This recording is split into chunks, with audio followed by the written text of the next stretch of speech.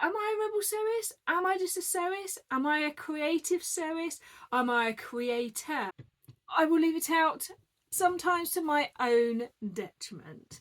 Am I a rebel at my own cost? I don't know.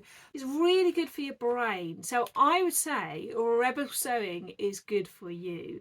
Hello everybody and welcome to another episode of Secret Girly Creates. Today I'm deciding whether rebel sewing is a thing, whether I want to be labelled as a rebel sewist. I saw a chat about someone saying, have you tried this rebel sewing? And so I was like, okay, let's talk about it, let's think about it. All the way through this, I really want to know your thoughts. So let's get chatting in the comments, because this got me thinking and I thought I'd share it with you. Hello everybody, I'm Sam of Secret Girly Creates and today I have sticky out hair. If you don't know me, I talk sewing, pattern hacking, colour, all sorts of things. So welcome if you're new, and hello if you're one of my existing lovely viewers. I am in my little box room today. You can see a bit of the mess on the side there. That's a reality, and over here my lovely machines.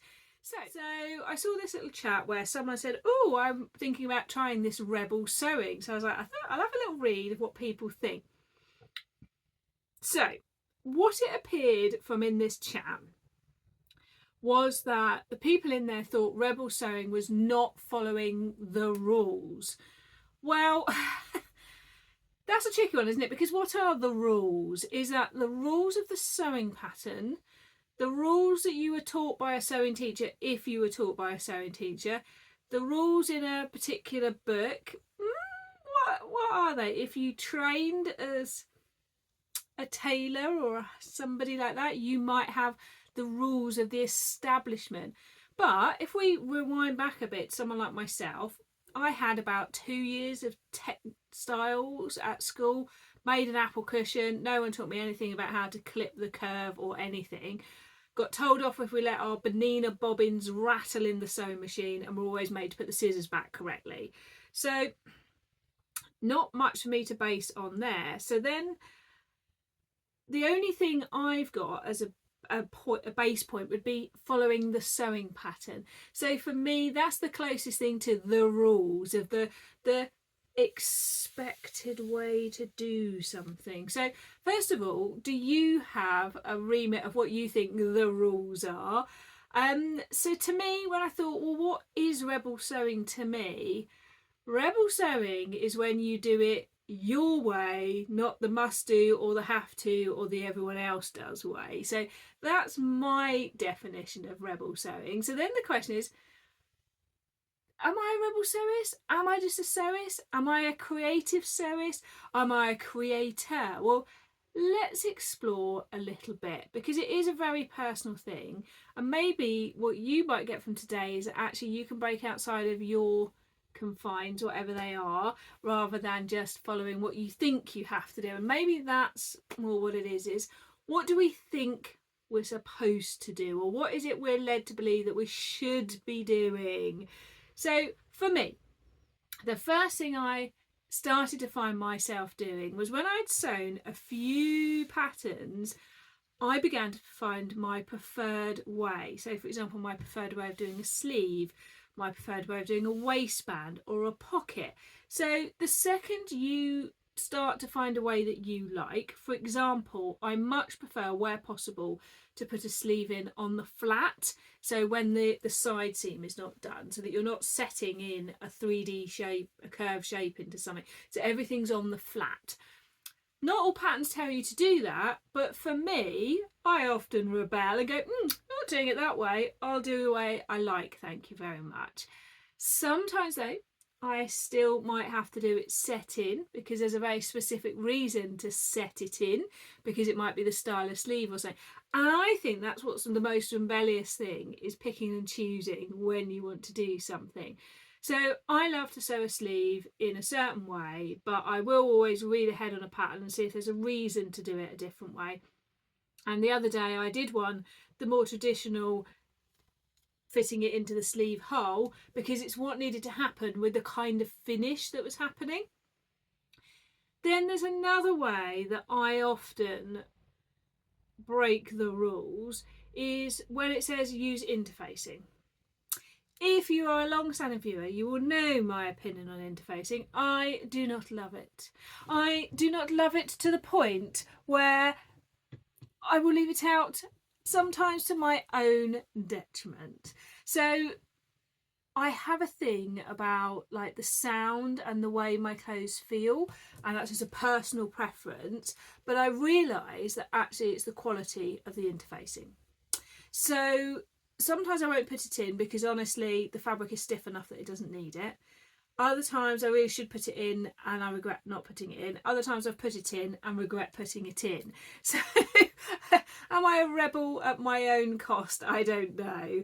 But I would say that picking and choosing when you put interfacing in, don't always feel that because they say you should, that you should. Next way that I like to rebel, if that's what we're calling it, is I won't waste time doing buttonholes and stitching buttons to button up when the thing will go over my head.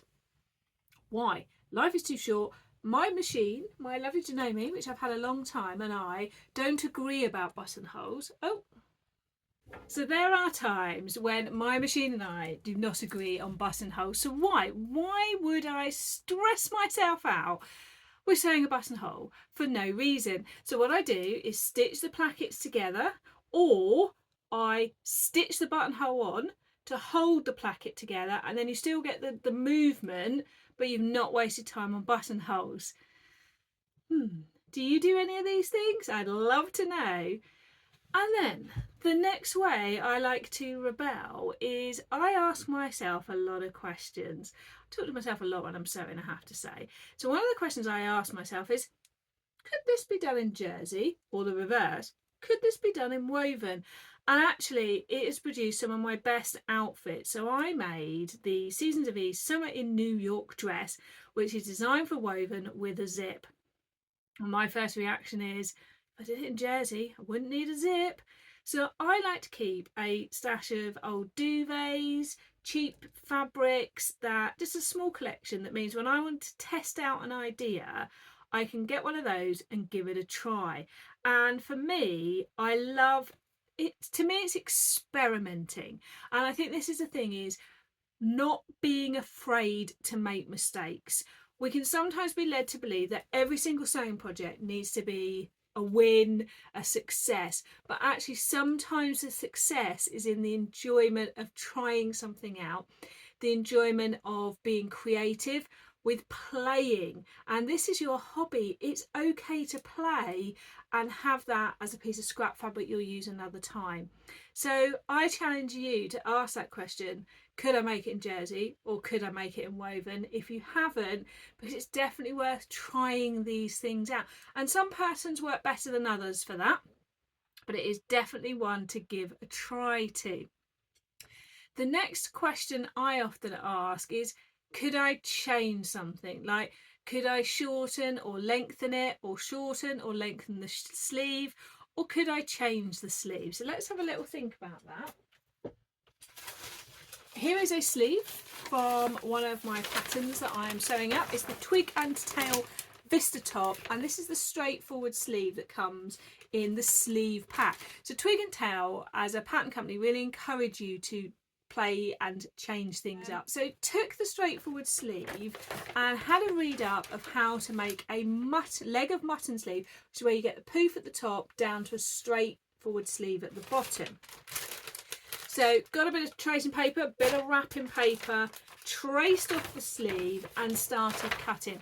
Now I'm going to test this sleeve out on a bit of fabric that I don't love before I do it on my final one, because this is a trial and I don't know. So I'll grab an old bit of fabric, see if I like the shape, see if I need to adjust it. Yes, it's taken a bit of time. Okay, it might take me a week rather than a couple of days to create the top, but the creative pursuit of taking a plain sleeve, following instruction, cutting it, splaying it open, is really good for your brain. So I would say rebel sewing is good for you. So even if you're like, oh, I'm not sure if this is for me, give it a try, because worst case, this goes wrong, you screw it up, chuck it in the bin, no one will ever know, and you will have tried something. When I was young, let's just take a minute to remember the days before Google. I remember those days well.